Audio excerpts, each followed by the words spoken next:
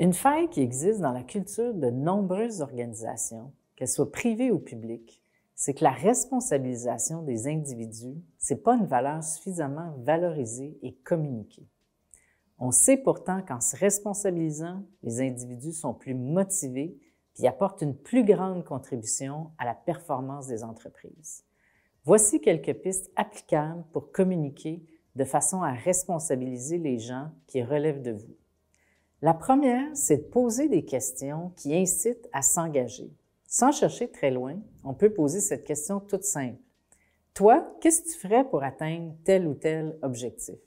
En nommant les actions qu'il ou elle croit propres à donner les résultats attendus, votre interlocuteur va s'engager implicitement à les mettre en pratique.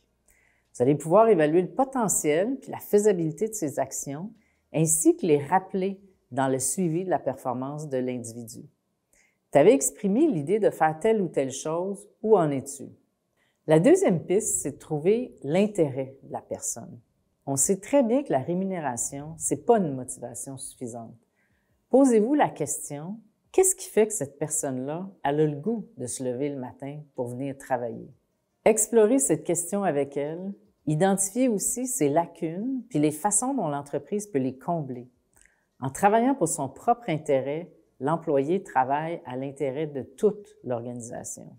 En guise de conclusion, je vous propose 4 autres questions très simples, mais très efficaces pour renforcer l'engagement individuel et collectif, peu importe le niveau hiérarchique de la personne.